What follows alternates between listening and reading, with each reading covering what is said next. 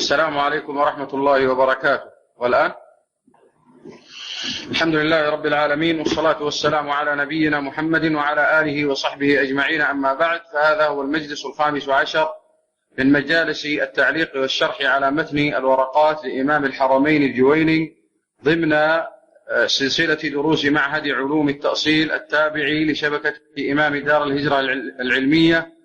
وهذا الكتاب هو الكتاب السادس من دروس المعهد المقررة. وانتهى بنا الكلام إلى قول المصنف رحمه الله تعالى: والتقليد قبول قول القائل من غير حجة، فعلى هذا قبول قوله عليه السلام يسمى تقليدا. ومنهم من قال التقليد هو قبول قول القائل وأنت لا تدري من أين قال. فإن قلنا إنه عليه السلام كان يقول بالقياس، فيجوز أن يسمى قوله عليه الصلاة والسلام تقليدا. هذا ما ذكره رحمه الله تعالى في باب التقليد. وقد ذكر قولين رحمه الله تعالى في تعريف التقليد،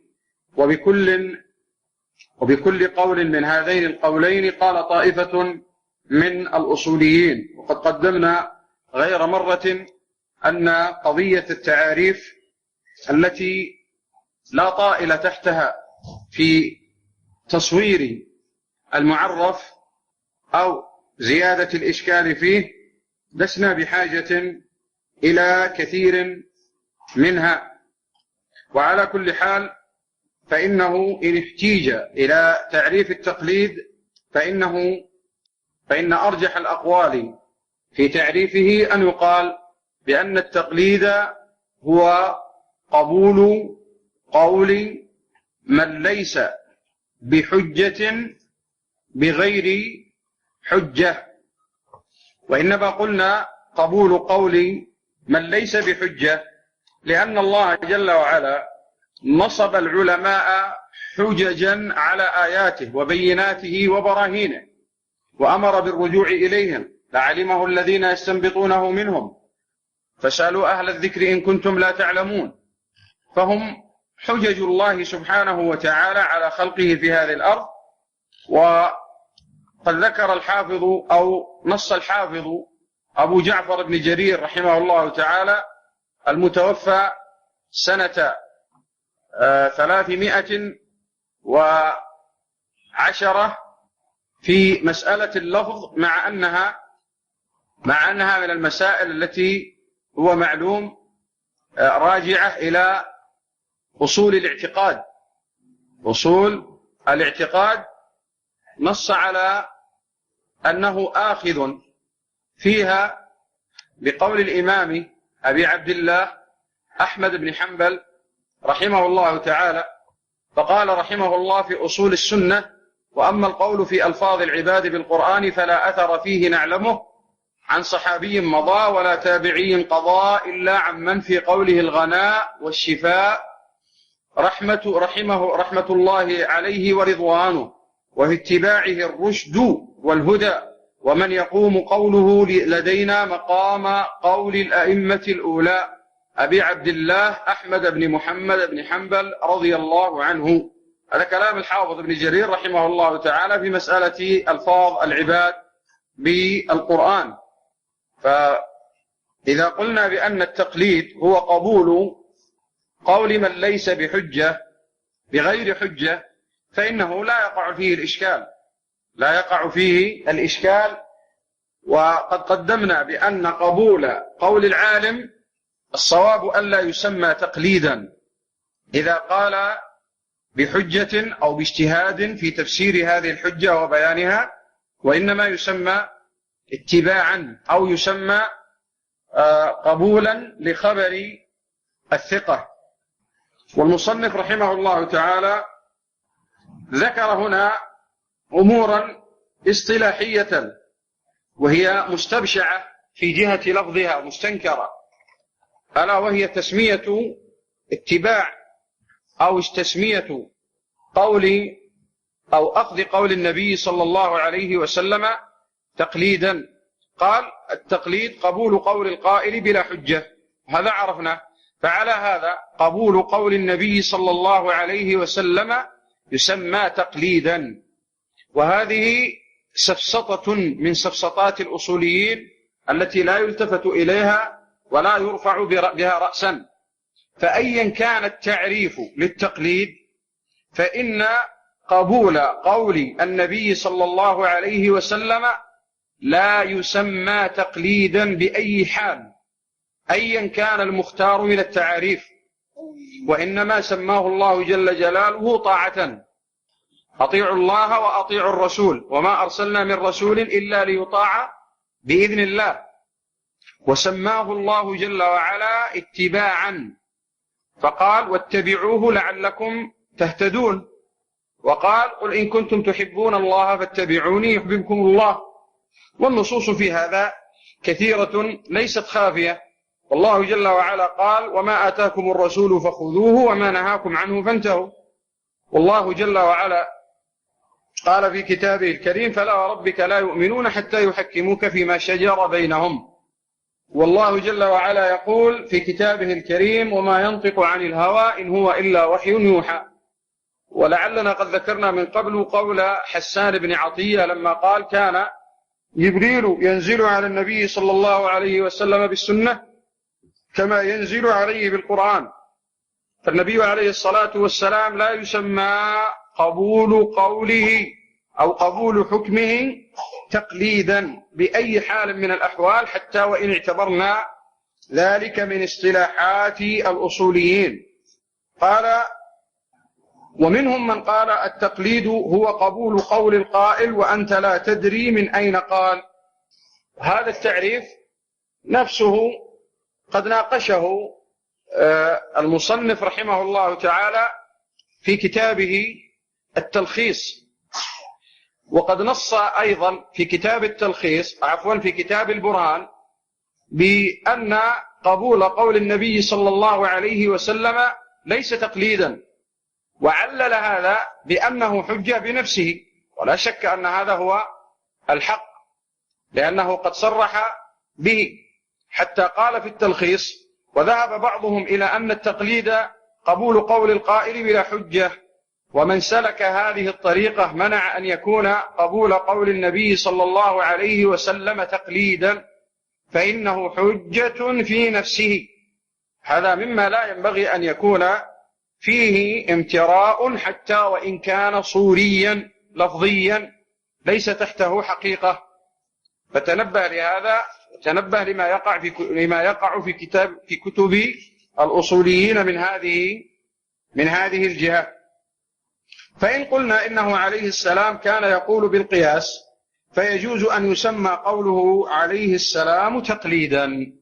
هذه المسألة هي مسألة القول باجتهاد النبي صلى الله عليه وسلم. والمراد بقوله كان يقول بالقياس إما أن نقول بأن القياس هو المرادف للرأي كما هو قول الكرماني وطائفة من أهل العلم، وإما أن نقول بأن القياس أخص من الرأي، والرأي أعم من القياس، لأننا تقدم معنا الكلام على القياس وأنه نوع إلحاق، هو في الحقيقة نوع من الرأي والاجتهاد، لكن بعض أهل العلم يفرق بينه وبين الاجتهاد، وبعضهم لا يفرق بينهما. والمسألة الأخرى في هذا الموضع هي هل كان النبي صلى الله عليه وسلم يجتهد في الأحكام الشرعية أم أنه كان يجتهد في أمور الدنيا والتي منها الحرب والسياسة، لأن الحرب خدعة كما قال صلى الله عليه وسلم الحرب خدعة. فإذا قلنا بأنه عليه الصلاة والسلام يجتهد في أمور الدنيا فهذا لا إشكال فيه، وهو واقع بالإجماع، والتنصيص عليه من أهل العلم واقع إجماعا. ومن ذلك اجتهاده صلى الله عليه وسلم في مسألة تأبير النخل، كما في صحيح مسلم، فإنه قال بعد ذلك: أنتم أعلم بأمور دنياكم. وكذلك اجتهاده في منزل بدر عليه الصلاة والسلام، حتى جاءه القائل من الصحابة فقال: أهو الوحي أم الحرب؟ قال: لا، بل الحرب. قال: فالماء يا رسول الله عليه الصلاة والسلام. فنزل عند آبار بدر، وهذا أمر لا إشكال فيه. أما إذا قلنا بأن النبي عليه الصلاة والسلام هل يجتهد في أمور الشرع قبل أن ينزل عليه وحي، فالصواب الذي عليه التحقيق هو أنه لا يقع منه اجتهاد صلى الله عليه وسلم. وعامة ما يحتج به راجع إلى مسائل الحرب، كالقول في أسارى بدر كآبار بدر. وقد بوب الإمام أبو عبد الله البخاري رحمه الله تعالى في صحيحه فقال: باب ما كان النبي صلى الله عليه وسلم يسأل مما لم ينزل عليه الوحي فيقول: لا أدري، أو لم يجب حتى ينزل عليه الوحي. هذا تبويب الإمام البخاري رحمه الله. وقد أطال الشراح بالكلام على هذا الموضع عند كلامهم على شرح صحيح الإمام البخاري فيما يتعلق بهذا الموضع. كلام على هذا يطول، لذلك اخترت أننا نؤخر هذا الدرس لهذا المجلس لهذه المسائل التي نحن نذكرها من أجل أن ننتهي من الكتاب.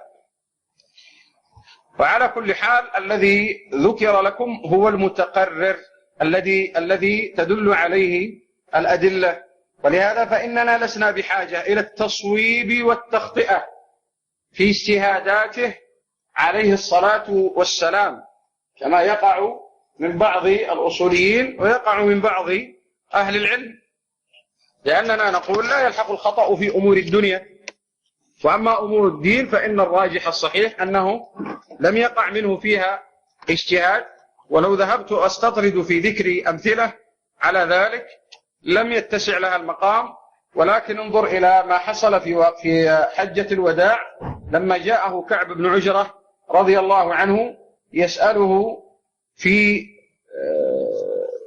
مسألة الحلق وفي مسألة تطيب ثياب الإحرام، وأنه انتظر حتى نزل عليه الوحي عليه الصلاة والسلام. وعرفنا أن المراد بالقياس عندهم في هذه الأبواب المراد به الرأي والاجتهاد.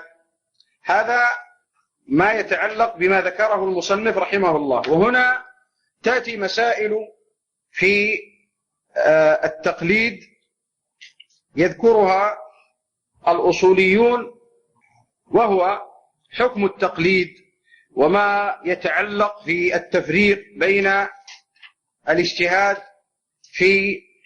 أو التقليد في الفروع والتقليد في الأصول، التقليد في الفروع والتقليد في الأصول. ولكن إن شاء الله سنذكر هذا في ما سيذكره المصنف رحمه الله في باب الاجتهاد، وهو قريب كما هو معلوم. قال رحمه الله تعالى: وأما الاجتهاد، لما انتهى المصنف رحمه الله من الكلام على التقليد قال: وأما الاجتهاد فهو بذل الوسع في بلوغ الغرض، فالمجتهد إن كان كامل الأدلة، وقلنا بأن الصواب كما تقدم الظاهر أنها كامل الآلة.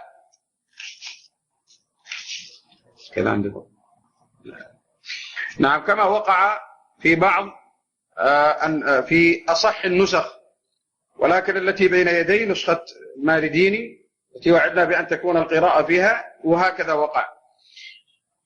إن كان كامل الآلة في الاجتهاد فإن اجتهد في الفروع وأصاب فله أجران، وإن اجتهد وأخطأ فله أجر واحد. ومنهم من قال: كل مجتهد في الفروع مصيب، ولا يجوز أن يقال كل مجتهد في الأصول مصيب، لأن ذلك يؤدي إلى تصويب أهل الضلالة من النصارى والمجوس والكفار الملحدين. هكذا انتهت النسخة التي بين يدي، وهي نسخة المارديني. ووقع في النسخ الأخرى: ودليل من قال ليس كل مجتهد في الفروع مصيبا قوله صلى الله عليه وسلم: من اجتهد فأصاب فله أجران، ومن اجتهد وأخطأ فله أجر واحد. ووجه الدليل أن النبي صلى الله عليه وسلم خطأ المجتهد تارة وصوبه أخرى. هذا آخر ما ذكره المصنف رحمه الله تعالى في هذه الرسالة التي رأيتم صغر حجمها وكثرة معانيها. وهذا الموضع هو ثمرة علم أصول الفقه، فإنه لما كان المقصود من تعلم أصول الفقه ومعرفة قواعد أصول الفقه هو الاجتهاد، وهو الوصول إلى الحق والوصول إلى الصواب، بالأصح أن يقال وصول إلى الصواب. لما كان هذا هو الغرض ختم به، لأن من لم تنفعه هذه الآلات التي يدرسها من أجل الوصول إلى معرفة الصواب فإنه لا حاجة له في هذا العلم. والتقليد كما هو معلوم الأصل فيه أنه مذموم، ومن أحسن من تكلم على التقليد ومذمته والرد على أهله هو الحافظ أبو عمر بن عبد البر النمري رحمه الله تعالى في كتابه جامع بيان العلم وفضله: وكل من جاء بعده فإنما هو مغترف من نهره، كما هو معلوم.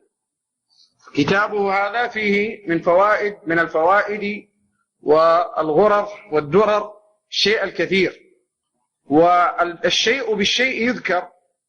فما دمنا في باب الاجتهاد والتقليد فإن تحكم المقلدة في أتباع مذاهب الأئمة الأربعة، ومن يدخل في الاجتهاد فيها ومن لا يدخل، ومن يكون من أصحاب الروايات وأصحاب الوجوه وأصحاب الأقوال، أمر لا يعلمه إلا الله جل وعلا ويندى به الجبين.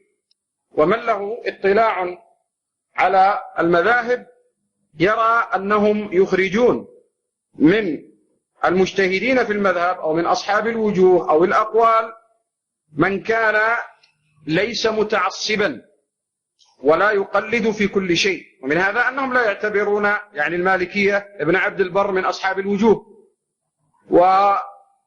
وإن كان بعضهم يعتني باختياراته وترجيحاته، كذلك ما هو واقع بالنسبة لي عند الشافعية وعند الحنابلة. وهذا لا شك أنه من الخطأ في فهم اتباع وأخذ المذاهب الأربعة.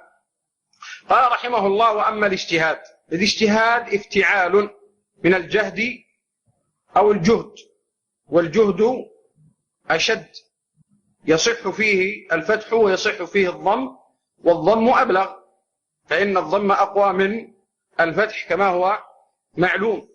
والمراد به الوسع، بمعنى أن المجتهد يبذل وسعه ويستفرغ طاقته في بلوغ المراد من الاجتهاد.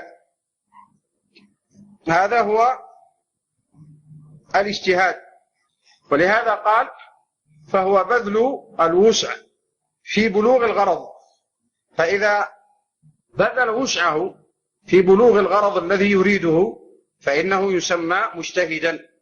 والأصوليون في كتب أصول الفقه يذكرون أنواع الاجتهاد المطلق والاجتهاد المقيد والاجتهاد في المذهب والاجتهاد خارج المذهب إلى كثير من الأحكام والمسائل المتعلقة به، وليس هذا هو المراد هنا.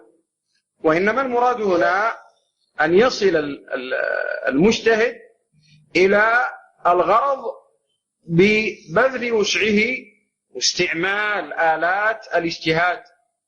ولهذا قال المصنف: فالمجتهد إن كان كامل الآلة في الاجتهاد فإن اجتهد.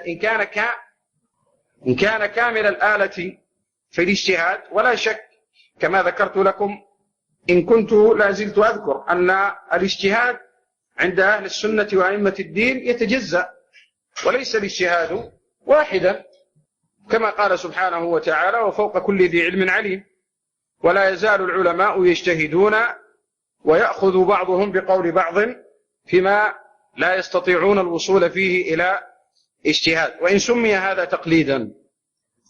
بل تعلمون أن بعض الأصوليين يسمي أو يجعل اجتهاد العام أن يبحث أو أن يسأل العالم وأن يتحرى في سؤاله، فيقول: فالمجتهد إن كان كامل الآلة، بمعنى أنه يخرج من كان قاصر الآلة، وهو الذي اختلت عنده الشروط المعتبرة في الاجتهاد، فإن اجتهاده والحالة هذه لا يعتد به ولا يلتفت إليه. فإذا اجتهد مع كمال الآلة، والمقصود بكمال الآلة ليس المقصود يعني كما يتحكم به كثير من الأصوليين أن يكون عالما بكل أفراد مسائل اللغة والنحو والصرف والبلاغة، لأن هذا إغراق في ما لا فائدة تحته، وإنما يأخذ ما يبلغه الحاجة.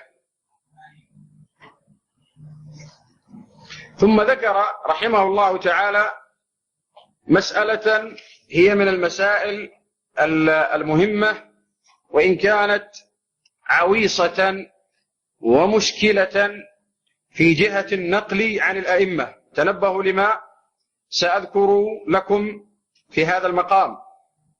فقال: فإن اجتهد في الفروع فأصاب فله أجران. هذه المسألة يعني قبل المسألة التي ذكرتها قبل قليل هي مسألة الاجتهاد في الفروع. هذا التقسيم إن كان المصنف يريد به ما أدخله أو أدخل عليه من أمور الاعتزال من تقسيم الدين إلى أصول وفروع، فهذا التقسيم لا شك في بطلانه، وأنه من أنكر المحدثات، بمعنى أن المعتزلة جعلوا أصول الدين هي الأصول الخمسة التي اتفقوا عليها، وما عدا هذه الأصول جعلوه فرعا، وإن كان هو الأركان الخمسة، يعني أركان الإيمان، أركان الإسلام الخمسة، أو أركان الإسلام الخمسة، أو أركان الإيمان الستة. لا شك في بطلان هذا التقسيم وبدعيته، وأنه قول محدث منكر يجب رده. وقد اجتهد شيخ الإسلام رحمه الله تلميذه ابن القيم رحمه الله في رد هذه الفرية وإبطالها في كثير من كتبهم.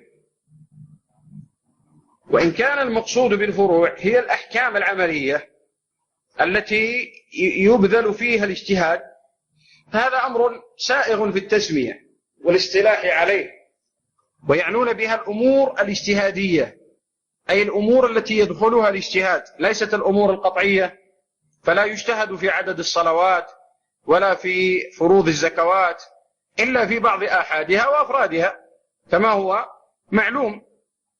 ومسألة الاجتهاد في الأصول هذه مسألة لو ذكرناها طال بها المقام، ومعلوم أنه لا يجوز الاجتهاد في مسائل أصول الدين كما يسمونها، وهي مسائل الاعتقاد.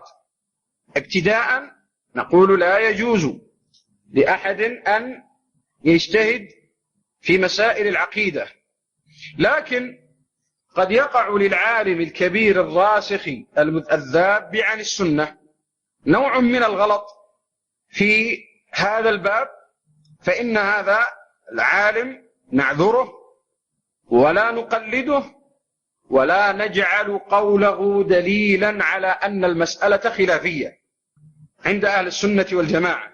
انتبه لهذه الثلاثة الضوابط فإنها مهمة.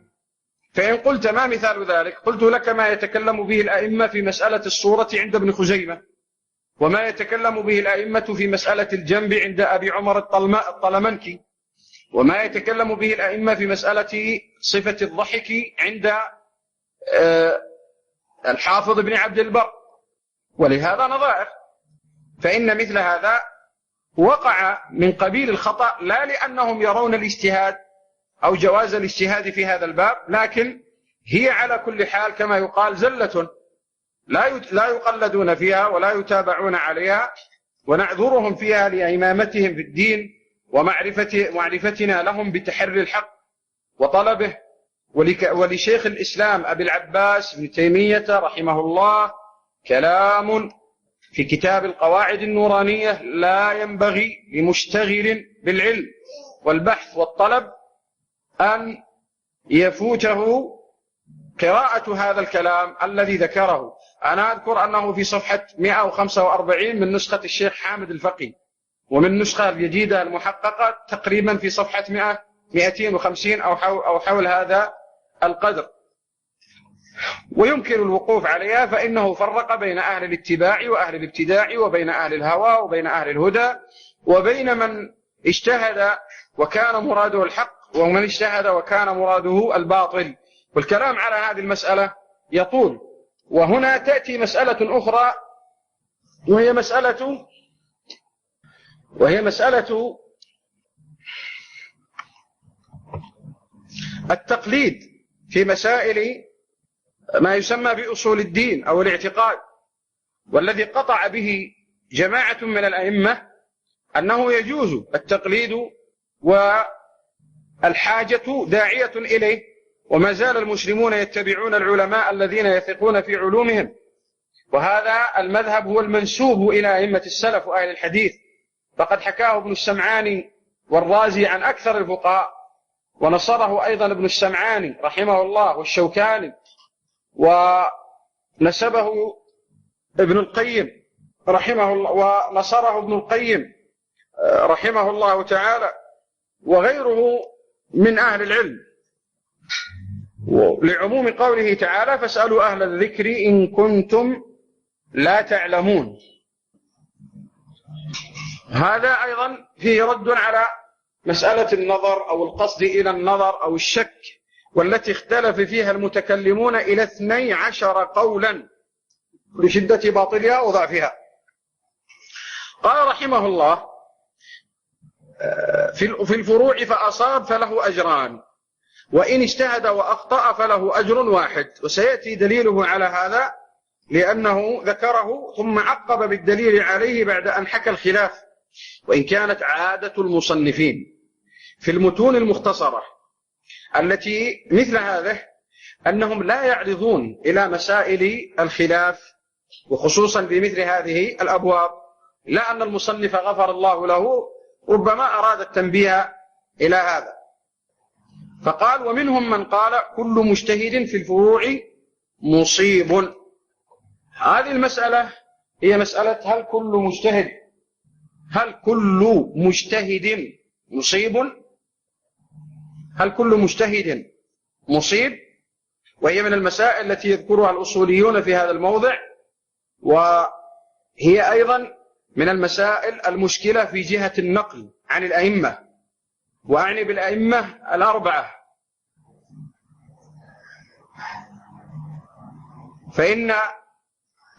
فإنه ينقل عنهم ما يتعارض من الأقوال كمالك رحمه الله بما سأنبه عليه. ولهذا القول بأن كل مجتهد مصيب هذا واحد من قولي أبي حنيفة،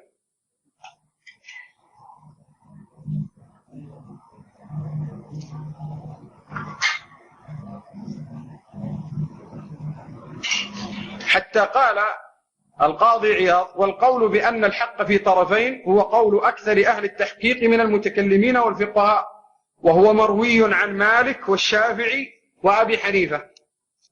هذا ما قاله القاضي عياض.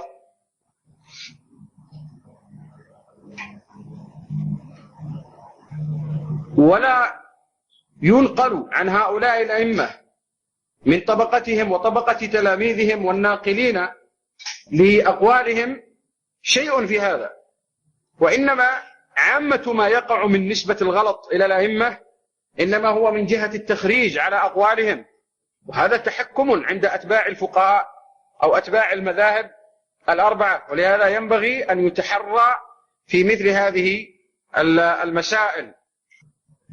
والقول الثاني وهو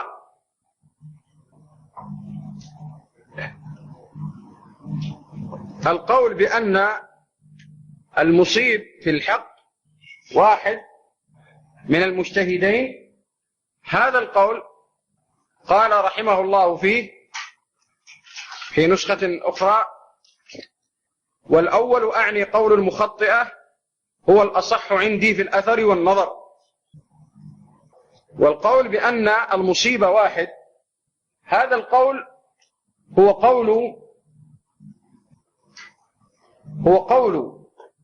القول الصحيح المنسوب إلى الإمام الشافعي وأصحابه، وهو المعروف في مذهب الإمام مالك ومذهب الإمام أحمد، وهو القول الآخر لأبي حنيفة، كما تجد هذا في أكثر المراجع التي قررت هذه المسألة. وإنما هذا القول وهو القول بأن كل مجتهد مصيب، هذا هو قول المعتزلة في أصالته، وهو أحد قولي أبي الحسن الأشعري، وهو الذي اختاره أبو بكر الباقلاني واختاره الغزالي، وكل من وافقهم على التقريب من معتزلة البصرة. هذا قولهم بأن كل مجتهد مصيب. والصواب الذي رجحه الجويني ورجحه كثير من أهل العلم بأن الحق واحد لا يتعدد، يعني أن علة القائلين بأن كل مجتهد مصيب أنهم يقولون كل ما وصل إليه اجتهاد المجتهد فهو صواب، فالحق والحالة هذه متعدد. ولا شك في بطلان هذه المقالة، كما سيأتي استدلال المصنف رحمه الله تعالى لها، فإنه سنذكر كلامه ثم نرجع إلى ما بقي. قال: ودليل من قال ليس كل مجتهد في الفروع مصيبا قوله صلى الله عليه وسلم: من اجتهد فأصاب فله أجران، ومن اجتهد فأخطأ فله أجر واحد. ووجه الدليل أن النبي صلى الله عليه وسلم خطأ المجتهد تارة وصوبه أخرى. ومعلوم أنه لا يراد أن هذا المجتهد هو نفس الشخص، وإنما قد يقع اجتهاده خطأ في هذه المسألة ويصيب في مسائل أخرى، والعكس بالعكس عند المجتهدين جميعا. فإذا أصاب الأجرين، أجر الاجتهاد وأجر الإصابة، وإذا أخطأ أصاب أجر الاجتهاد في بذل الوسع ولم يصبه إثم الخطأ، لأن الله عفى عن الخطأ لهذه الأمة: ربنا لا تؤاخذنا إن نسينا وأخطأنا، وكما جاء في صحيح مسلم: قد فعلت. وكذلك قوله عليه الصلاة والسلام: إن الله عفى لأمة الخطأ والنسيان وما استكرهوا عليه. فهذا دليل. وأيضا مما يدل عليه ما جاء في صحيح الإمام مسلم من حديث البراء بن عازب، حديثه الطويل، وهو في أواخر كتاب التوحيد مشهور. قال صلى الله عليه وسلم وهو يوصي الأمراء: وإذا حاصرت أهل حصن فأرادوك أن تنزلهم على حكم الله فلا تنزلهم على حكم الله، ولكن أنزلهم على حكمك، فإنك لا تدري أتصيب حكم الله فيهم أم لا. وهذا الدليل أيضا ظاهر في أن المصيبة من المجتهدين واحد. وكذلك ما جاء عند أنا قلت من حديث البراء بن عازب، لا، هو من حديث بريدة رضي الله عنه، هذا وهم، هو من حديث بريدة، نعم تذكرته. وكذلك ما جاء في سنن أبي داود والترمذي وابن ماجه، وهو عند غيرهم أيضا، أن النبي صلى الله عليه وسلم قال: القضاة ثلاثة، واحد في الجنة واثنان في النار، فأما الذي في الجنة فرجل عرف الحق فقضى به، ورجل عرف الحق فجار في الحكم فهو في النار، ورجل قضى للناس على جهل فهو في النار. هذا بين فيه النبي عليه الصلاة والسلام أنهم ليسوا في قضائهم على درجة واحدة. وكذلك لما أخبر عليه الصلاة والسلام من أنه يقضي بالظاهر قال: إنما أحكم بالظاهر، وإنكم لتختصمون إلي. والأدلة عند الأصوليين المرجحين لهذا القول الذي سبق، وهو أن الإصابة لا تتعدى الواحد، لا بد أن يكون مصيبا في القولين المتعارضين، بمعنى أنه لا تكون ذات الشيء حراما حلالا في نفس الوقت بسبب اجتهاد المجتهدين. قال رحمه الله: ولا يجوز أن يقال كل مجتهد في الأصول الكلامية مصيب، لأن ذلك يؤدي إلى تصويب أهل الضلالة من النصارى والمجوس والكفار والملحدين. هذه المسألة تحصيل حاصل، وهذه النحلة موجودة من القديم، بمعنى أن المنتقدين للمخطئين يذهبون إلى المرمى البعيد جدا، فيذكرون مثل هؤلاء الضلال من الكفرة والملحدين، وليسوا أهلا أصلا للاجتهاد كما هو معلوم. ولو أنه ذكر الجهمية والمعتزلة والخوارج ومن شاكلهم لكان هذا هو الأسلم. وهذا كحال أيضا أصحاب الجماعات الذين يتكلمون عن اليهود والنصارى والعلمانيين وما شابه ذلك في ردودهم، ويغرقون في ردودهم حتى يبتلعوا كتبهم ويبتلعوا أقوالهم، ولا يستطيعون أن يتقيأوها، كما قال القاضي أبو بكر بن العربي المالكي في شيخه أبي حامد الغزالي لما قال: شيخنا ابتلع الفلاسفة ثم لم يستطع أن يتقيأهم. وهذه المسألة لا زالت موجودة عند كثير ممن يتكلمون في العلم وفي الدعوة، يتكلمون عن أمثال هؤلاء وعن الرد عليهم وتفنيد شبهاتهم. ولا نقول بأن هذا لا يجوز، لا، ولكن لا بد أولا من ضبط اعتقاد السلف وما اعتقدوه وما دانوا الله تبارك وتعالى به، ثم بعد ذلك معرفة ما ناقضه وعارضه من أقوال الفرق الضالة المنتسبة للإسلام كالجهمية والخوارج والمعتزلة والرافضة والمرجئة ومن شاكلهم وشابههم. ثم بعد ذلك ينظر في أقوال الملل والنحل الخارجة عن الإسلام، والأصح يعني التي ليست من الإسلام في شيء. وعلى كل حال قد تقدم معنا أنه لا يجوز الاجتهاد في مسائل أصول الدين، ولكن هل يعذر التي يسمونها بأصول الدين؟ نعم.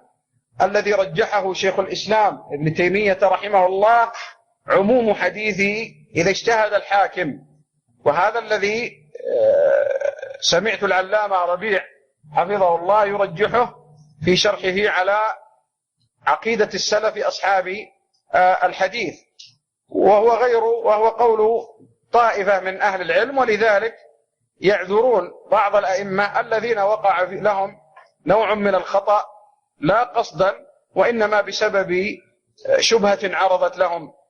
بهذا نكون ولله الحمد قد انتهينا من الكلام على هذا المتن،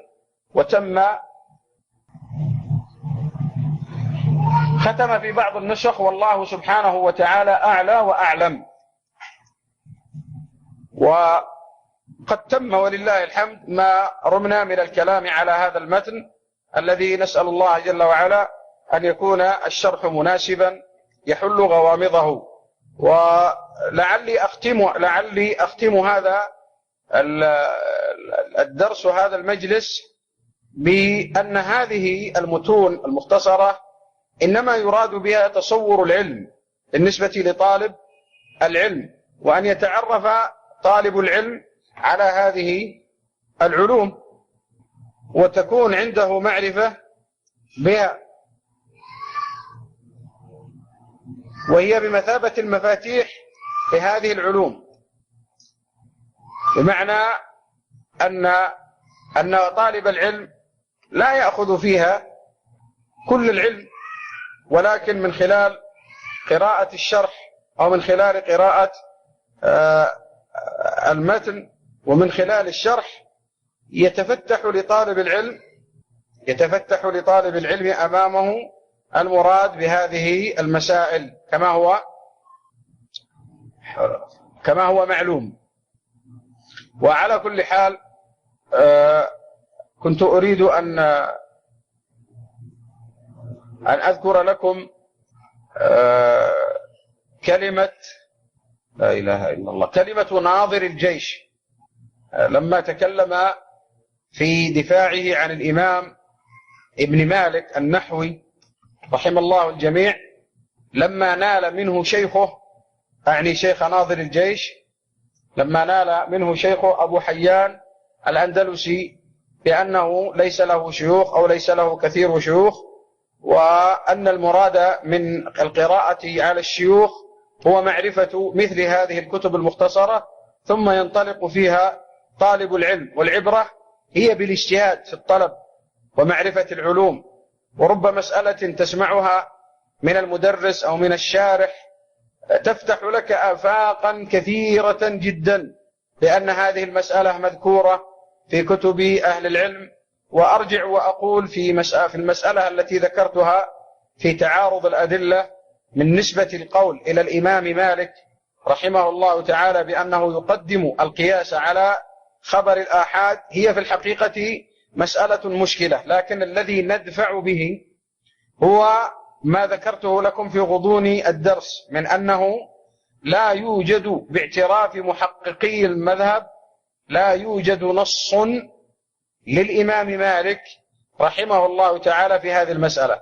ثم قضية التفريق والتقسيم بين الآحاد والتواتر وإفادة العلم وإفادة الظن والتعارض بمثل هذه الصورة لم تكن معروفة عند أئمة السلف رحمهم الله تعالى. لكن الظاهر فيما يتعلق بالمسائل التي استشكلت في مذهب الإمام مالك هو أنه إما عدم بلوغ الحديث إليه أو أنه بلغه لكنه لم يره صحيحا. ولا نحتج على الإمام مالك ولا عمن دونه فضلا عمن فوقه بأن هذا الحديث في البخاري أو في مسلم. وأين كان البخاري وأين كان مسلم عند الإمام مالك رحمه الله تعالى وعند الإمام أحمد، وهم في طبقة تلاميذهما أو في طبقة تلاميذهما كما هو الحال في الإمام أحمد. فعلى سبيل المثال مثلا قول مالك رحمه الله تعالى في صيام 6 من شوال، وقول الإمام مالك في مسألة وجوب القضاء على من أفطر ناسيا في شهر رمضان، هل نقول بأنه قدم القياس أو نقول بأنه ربما لم يبلغه الحديث أو بلغه وكان ليس صحيحا عنده؟ ولهذا من رام تحقيق هذه المسائل فإن عليه أن يقرأ كتاب رفع الملام عن الأئمة الأعلام لشيخ الإسلام أبي العباس بن تيمية رحمه الله تعالى. وهذه على كل حال نصيحة ختمت بها هذا الشرح، وأكرر وأعيد بأن نور العلم وبصر العلم وعيون العلم في المتون المختصرة. فالمتون المختصرة هي مفاتيح هذه العلوم التي ولج بها العلماء الراسخون الكبار إلى العلم، واستطاعوا أن يصلوا إلى الكتب الكبيرة وأن يفهموا مرادات أهلها منها، وليس أن يهجم طالب العلم على الكتب الكبيرة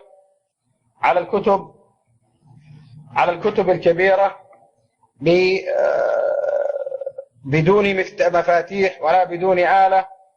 والكلام في هذا الباب ذو شجون، ولكن نكتفي بهذا القدر. صلى الله على نبينا محمد وعلى آله وصحبه أجمعين.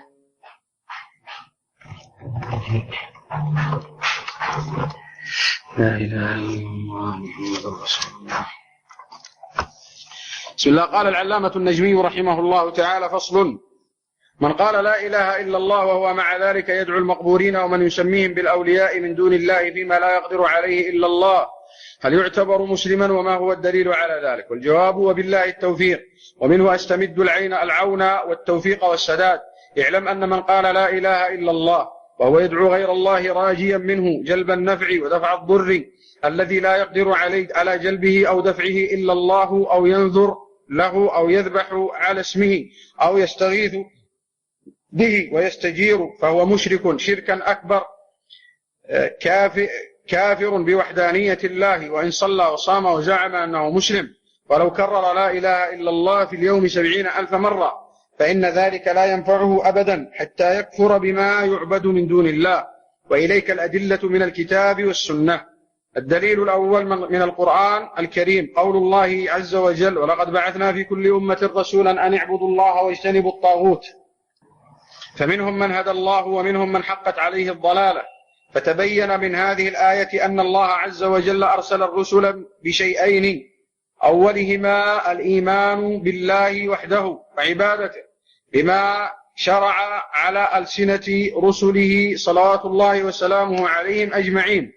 ثانيا الكفر بالطاغوت واجتنابه، وكل ما عبد من دون الله فهو طاغوت، والطاغوت مشتق من الطغيان، ومن حق كل مخلوق أن يكون عبدا لله، فإذا عبد من دون الله فقد تجاوز به عابده حده، ومن أجل ذلك سمي طاغوتا ووثنا، سواء كان المعبود ملكا مقربا أو نبيا مرسلا أو وليا أو شيطانا أو إنسيا أو جنيا أو شجرا أو حجرا أو منحوتا أو غير منحوت. فمن عبد الله ولم يكفر بالطاغوت لم تصح عبادته ولم تقبل منه حتى يكفر بما يعبد من دون الله. الدليل الثاني أن الأمر بالعبادة جاء في القرآن الكريم مقترنا بالنهي عن الشرك تارة، كقوله تعالى: واعبدوا الله ولا تشركوا به شيئا. فتكون العبادة المأمور بها هي العبادة الخالية عن الشرك بالله، أو مقترنا بالأداة الحاصرة التي تفيد حصر العبادة وقصرها على الله دون غيره، كقوله تعالى: أمر أن لا تعبدوا إلا إياه ذلك الدين القيم، وكقوله تعالى: إياك نعبد وإياك نستعين، أو مقترنة بالحال الدالة على صفاء العبادة ونقائها من شوائب الشرك، كقوله تعالى: فادعوا الله مخلصين له الدين، أي حال كونكم مخلصين الدعاء له. وقوله: قل الله أعبد مخلصا له ديني، قل الله أعبد مخلصا له ديني فاعبدوا ما شئتم من دونه. فإن ورد الأمر بالعبادة مطلقا في بعض المواضع فهو محمول على المقيد كما تقرر في الأصول. ويستفاد من هذا أن أي عبادة تكون مخلوطة بالشرك فإنها مردودة على صاحبها وغير مقبولة منه البتة. ويؤكد هذا ويدل عليه ما ورد في الحديث القدسي، وهو الدليل الثالث، أن النبي صلى الله عليه وسلم أخبر عن ربه جل وعلا أنه قال: أنا أغنى الشركاء عن الشرك، من عمل عملا أشرك معي فيه غيري تركته وشركه. الدليل الرابع أن الله عز وجل وصف المعبودين بالعجز وعدم القدرة على جلب النفع لعابديهم، فقال: ويعبدون من دون الله ما لا ينفعهم ولا يضرهم. وقوله على لسان إبراهيم عليه السلام أنه قال: إن الذين تعبدون من دون الله لا يملكون لكم رزقا فابتغوا عند الله الرزق واعبدوه واشكروا له إليه ترجعون. الدليل الخامس أن الله عز وجل وصف المعبودين بالعجز عن الخلق والإيجاد حتى لأضعف المخلوقات وأحقرها ولو اجتمعوا كلهم، فقال: إن الذين تدعون من دون الله لن يخلقوا ذبابا ولو اجتمعوا له وإن يسلبهم الذباب شيئا لا يستنقذوه منه، ضعف الطالب والمطلوب. الدليل السادس أن جميع الآلهة المتخذة مخلوقة، والمخلوق الذي وجد بعد العدم لا يصح أن يكون إلها، فقال جل من قائل: واتخذوا من دونه آلهة لا يخلقون شيئا وهم يخلقون ولا يملكون لأنفسهم ضرا ولا نفعا ولا يملكون موتا ولا حياة ولا نشورا. الدليل السابع أن الله عز وجل أخبر أن العابدين والمعبودين سيردون إلى جهنم ويكونون وقودا لها، فهذا إنما يتحقق في المعبودين الذين رضوا بعبادة أنفسهم من دون الله، فقال جل من قائل: إنكم وما تعبدون من دون الله حسب جهنم أنتم لها واردون. ولو كان هؤلاء آلهة ما وردوها وكل فيها خالدون. الدليل الثامن أن الله عز وجل قرر ضعف المدعوين من دونه وإفلاسهم وفقرهم، فقال: قل ادعوا الذين زعمتم من دون الله لا يملكون مثقال ذرة في السماوات ولا في الأرض وما لهم فيهما من شرك وما له منهم من ظهير. ولما امتن الله على عباده بذكر شيء من أنعمه التي بدأها بقوله: والله خلقكم من تراب ثم من نطفة إلى أن قال يولج الليل في النهار ويولج النهار في الليل وسخر الشمس والقمر كل يجري لأجل مسمى ذلكم الله ربكم له الملك والذين تدعون من دونه ما يملكون من قطمير إن تدعوهم لا يسمعوا دعاءكم ولو سمعوا ما استجابوا لكم ويوم القيامة يكفرون بشرككم ولا ينبئك مثل خبير. ثم قال يا أيها الناس أنتم الفقراء إلى الله والله هو الغني الحميد إن يشأ يذهبكم ويأتي بخلق جديد وما ذلك على الله بعزيز. فهل أصحاب الأضرحة وسكان القبور الذين يضفي عليهم أصحاب النحلة الصوفية القداسة ويدعون لهم شيئا من التصرف داخلون فيما أخبر الله عز وجل به عن كل من عبد من دونه من العجز والضعف عن كل من عبد من دونه من العجز والضعف وعدم الملك وعدم القدرة على ما يطلب منهم. فإن قلتم يا من تدعونهم من دون الله وأنتم يا من تقررون ذلك وتزعمون أنه ليس بمنكر نعم هو الحق خصمتم ولزمكم أن تذعنوا للحق وتعودوا إلى الصواب فتتركوا عبادة غير الله وتنكروا الشرك وعبادة الأصنام. ثم قال فإن قلتم نحن لا ندعو الأصنام نقف على هذا لأنه شبهة يجيب عنها الشيخ. وانظروا إلى الشيخ رحمه الله وإلى طريقته في تقرير ما يتعلق بالتوحيد.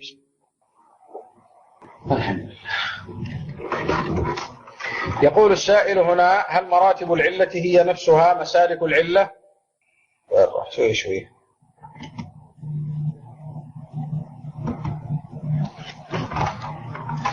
يقول السائل هل مراتب العلة هي نفسها مسالك العلة؟ لأنكم قلتم في الدرس الثالث عشر إنها ثلاثة وذكرتم 2 فقط والمسالك ذكرتم أنها متعددة. لا، إن كان المراد مراتب العلة التي هي أنواعها فهذه هي 3 التي ذكرها المصنف رحمه الله وهي يعني الدلالة وقياس الشبه والعلة فهذا نعم.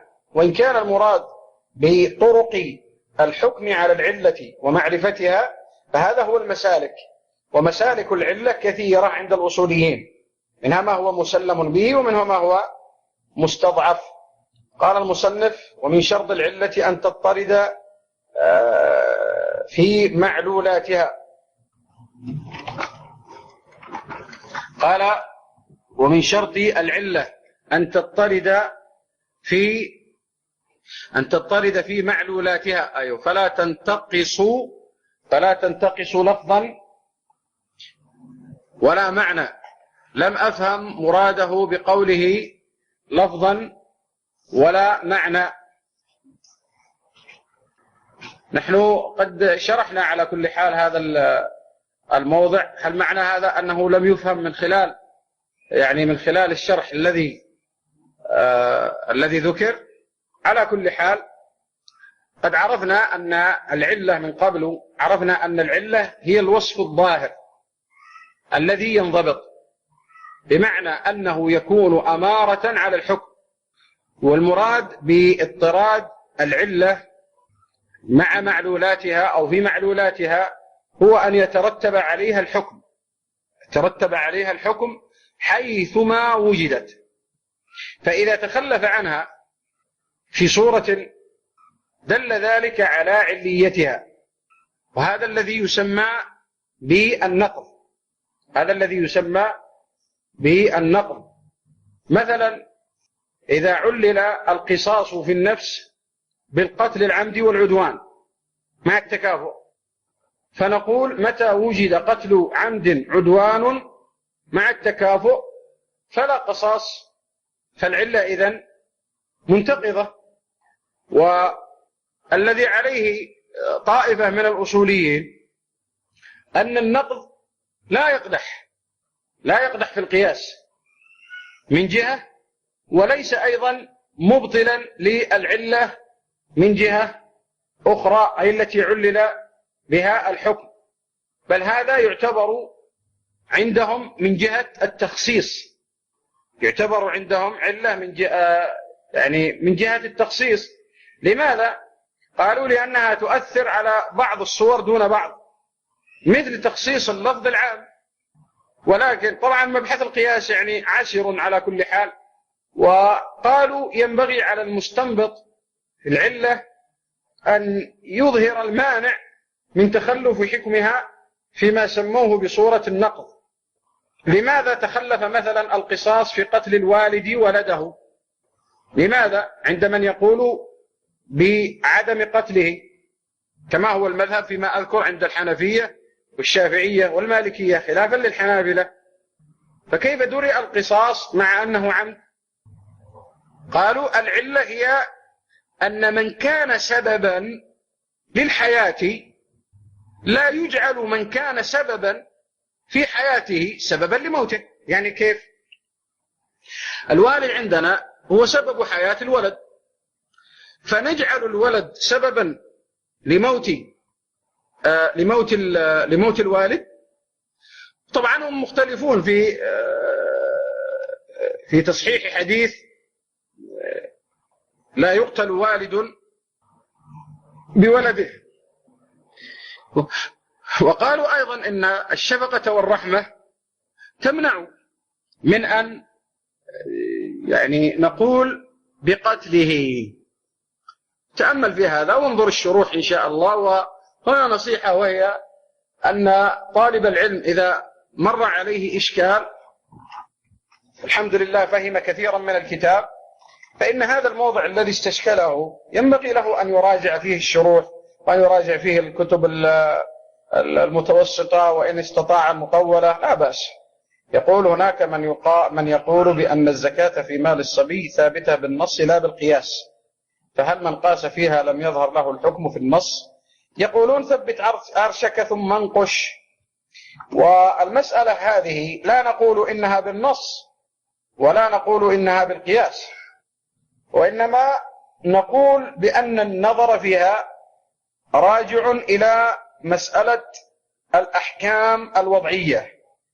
فإن الصبي والمجنون لا يخاطبون بالأحكام الشرعية، أو كما يقال ليسوا مكلفين. وهذا الحكم إذا قلنا بأنه نص أو قياس معناه أننا أدرجناهم في الخطاب، وهذا القول ليس بصحيح. وعلى هذا فإن القضاء بالحكم لا إله إلا الله بالحكم بالصدقة في حقهم راجع إلى جهة الحكم الوضعي. نحن في ماذا نتكلم؟ نتكلم عند من يقول بعدم ثبوت حديث حتى لا تأكلها الصدقة أو بهذا المعنى. أما من رأى ثبوته فإنه يقول بهذا النص. يقول ما زال السؤال. قال الشيخ ابن عثيمين رحمه الله: ما إذا قلنا إنها ثابتة بالنص وهو صحيح فلا حاجة للقياس، والزكاة في مال الصبي واجبة بالنص لأن الزكاة حق المال، كما قال أبو بكر رضي الله عنه استدلالا بقوله تعالى: خذ من أموالهم صدقة، ولم يقل خذ منهم، فالزكاة في المال، والصبي هذا غني، والمال مال فتجب الزكاة فيه، فوجب الزكاة في ماله. ولقوله صلى الله عليه وسلم لما بعثه إلى من: أعلمهم أن الله فرض عليهم صدقة في أموالهم تؤخذ من أغنيائهم فترد على فقرائهم. الصبي والمجنون ثابت بالنص. طبعا المسألة كما ذكرت لكم هي على كل حال مسألة خلافية، ومثل هذا لا يقال فيه إنه نص، وإنما يقال فيه بأنه من قبيل الظاهر. يقول: لو أن رجلا سأل عالما ثقة حجة فأجابه من غير ذكر دليله ولم يكن السائل ممن يطلب العلم، فهل نسمي هذا الرجل متبعا مع أن الله أمرنا باتباع الحجة والدليل؟ وأمرنا ومن الحجة والدليل أن نسأل أهل العلم الراسخين الثابتين المعروفين بالعلم والعدالة. أليس الله عز وجل يقول: لعلمه الذين يستنبطونه منهم؟ أليس الله جل وعلا يقول: فاسألوا أهل الذكر إن كنتم لا تعلمون؟ فإذا سأله لم يلزمه أن يقول له الدليل. بل أنتم تعرفون أن بعض العوام لا يفرقون بين آية وحديث، وبعضهم ربما جاء بمقالة ويقول قد قال الله سبحانه، وهي ليست بحديث، فضلا عن أن تكون آية كما هو معلوم. يقول الحكم المستنبط من قياس الدلالة أو قياس الشبه ملزم. هذا كما سبق الكلام عليه أن القياس مسألة اجتهادية من حيث الصورة الواقعة. انتبهوا لهذا، ربما لم نذكره من قبل. من حيث المسألة الواقعة في بيان العلة هذا مسألة اجتهادية، لكن بعد ذلك ينظر في الحكم هل هو مما أجمع عليه أو ممن قال به أكثر أهل العلم، كما نبهنا على هذا في مسألة الربا، ربا الفضل في غير الأصناف الستة.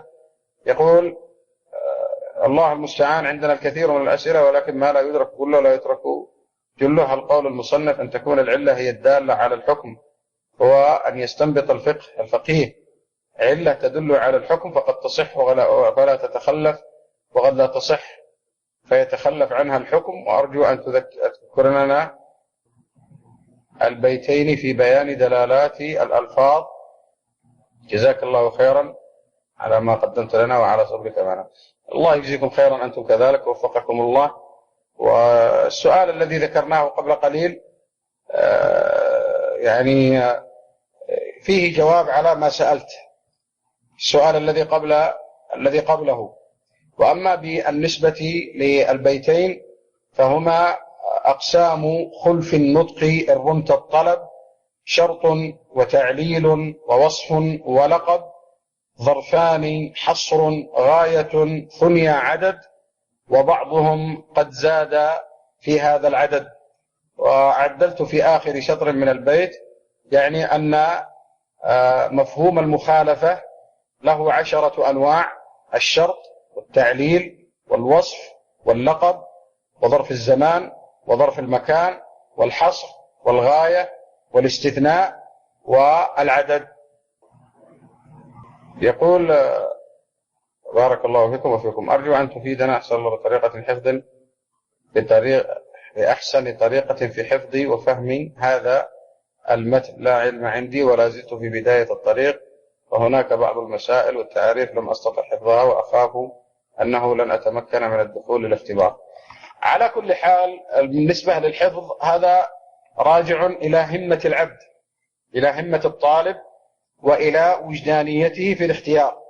من الناس من يرغب في حفظ المنثور ومنهم من يحفظ المنظوم، فتنظر إلى نفسك.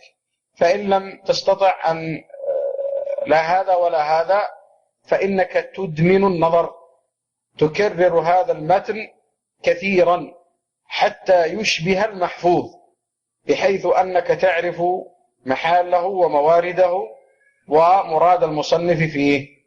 هذا جواب عام. من جهة أخرى أن لا إله إلا الله،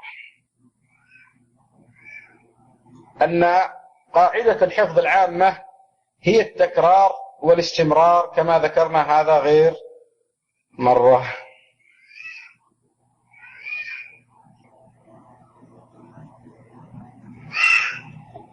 يقول هل بإمكان ترتيب المتون التالية في مستوياتها وهذا القصد تدرج مثل الورقات، الأصول من الأصول، رسالة لطيفة في أصول السعدي، قواعد الأصول ومعاقد الفصول لصفي الدين الحنبلي، مذكرة للشنقيطي، الكوكب الساطع، نظم جمع الجوامع، مختصر التحرير للفتوحي.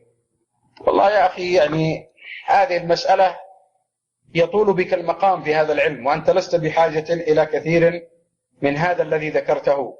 فلو أن طالب العلم أتقن الورقات ثم أخذ مذكرة الشيخ الشنقيطي رحمه الله فأتقنها فقد حاز قصب السبق في هذا العلم، حقيقة أنه قد حاز قصب السبق في هذا العلم، وقد وصل إليه من هذا العلم أوفر سهم. وهذه الكتب بإمكانه أن يقرأ المواطن التي ليست موجودة فيما درسه. وهذه المسألة أريد أن أنبهكم عليها في مسألة الطلب، ونبهنا عليها أظن في محاضرة ما أدري هل هي طرق العلم أو المنهجية في شرح المتون، وهي ما يتعلق بالزوائد. وطالب العلم ينبغي له أن يكون فطنا وأن يكون محافظا على وقته. وكثير من العلم شائع ومشترك عند كثير من العلماء وفي كثير من الكتب، ولكن ينظر في مثل هذا المتن مثل الورقات مثلا يجد أنه قد فات الجويني مباحث يطالعها في مثلا الأصول من علم الأصول أو في شرحه للعلامة ابن عثيمين، وما كان قد درسه يكفيه. ومثل هذا أيضا فيما يتعلق بمذكرة الشيخ الشنقيطي رحمه الله. وهكذا يقول: ما رأيك في كتاب المصفى لابن الوزير في أصول الفقه؟ لم أطلع عليه.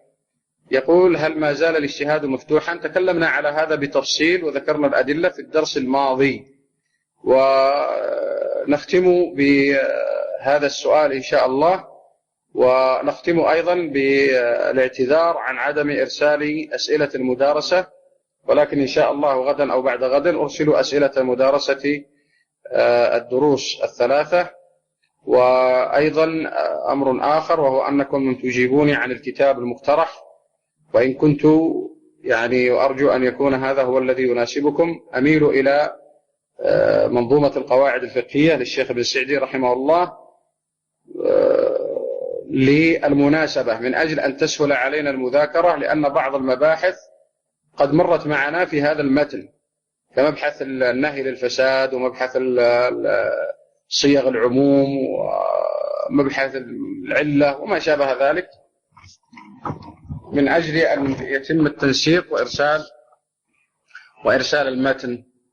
والأمر الأخير وهو الثالث، مسألة تحديد الاختبار.